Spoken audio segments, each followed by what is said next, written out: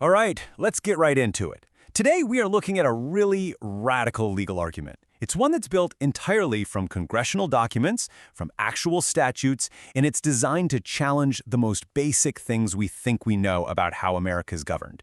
This one, it's a genuine presumption killer. I mean, think about it. We all just kind of assume, right?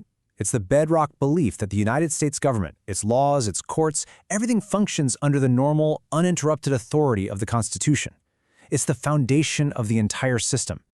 But what if that core assumption is wrong? The material we're digging into today makes a fascinating case that a single act way back in 1933 flipped a switch, triggering a state of emergency that never really ended. And in doing so, it fundamentally changed the government's operating system, basically putting the normal constitutional playbook on the shelf. So to really understand this argument, we have to go back. We have to look at one specific day that these sources point to as maybe the single most important day in modern American legal history, March 9th, 1933. It all kicks off with something called the Trading with the Enemy Act of 1917. Now, the name alone tells you a lot, but the crucial detail here is that this was a wartime law. You can find it right there in the section of U.S. law titled War and National Defense. Its powers were meant to be used only in a time of war.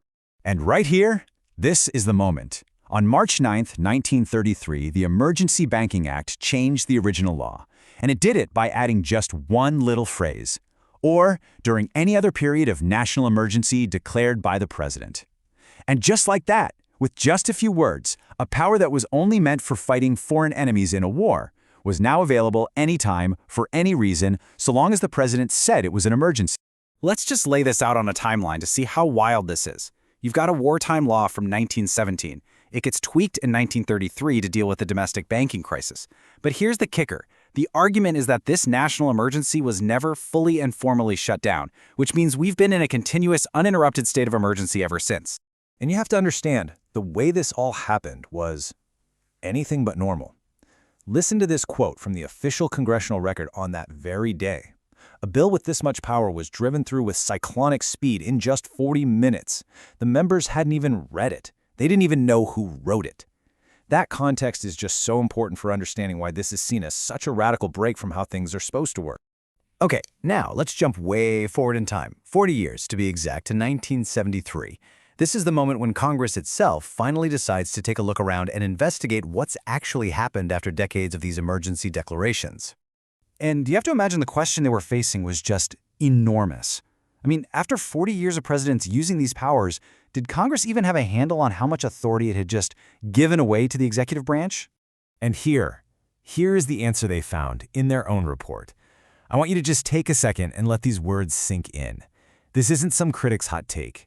This is the United States Senate in an official report saying that the pile of emergency powers they'd created could let a president rule the country without reference to normal constitutional processes. That's Congress's own finding. So what does that actually look like? Well, that same Senate report came up with a number, 470.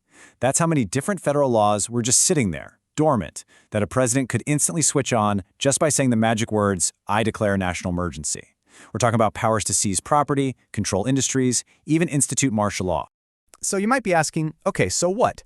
What's the real long-term result of living under this kind of permanent emergency? Well, according to this argument, it created the entire legal justification for something we all live with every single day, the modern administrative state. And I know administrative state sounds like a boring academic term, but it's really just the alphabet soup of government agencies, the EPA, the SEC, the FDA, and on and on. And what's unique about them is that they often create their own rules, enforce those rules, and then judge people based on those rules, combining all three powers that the Constitution tried so hard to keep separate. So the logic of the argument is a really simple three-step chain reaction. Step 1. Congress gives away its power to make laws under the cover of an emergency. Step 2. The executive branch uses that borrowed power to build all these agencies that act like mini governments. And the result? Step 3. The whole constitutional idea of separation of powers gets bypassed. And that brings us to the final and honestly the most mind-bending part of this whole analysis. It's the role of the courts in all this. Why haven't they ever stepped in and put a stop to it? I mean, it's the question we've all been thinking, right? If the whole system is sidestepping the Constitution's separation of powers, Wouldn't the Supreme Court have something to say about that? You'd think so. Well, the answer presented by this material is fascinating. It's that the courts aren't neutral referees standing on the sidelines of the game. The argument is that they are players on the field. They operate inside this very administrative system, enforcing the emergency laws and giving deference to the agencies that were created by it. And this creates a huge paradox, a real catch-22. Think about it. How can a court rule that the whole system is unconstitutional if its own legal authority to even hear that case comes from a law that is part of that very system? If a court struck the system down, it would essentially be erasing its own jurisdiction to have made the ruling in the first place.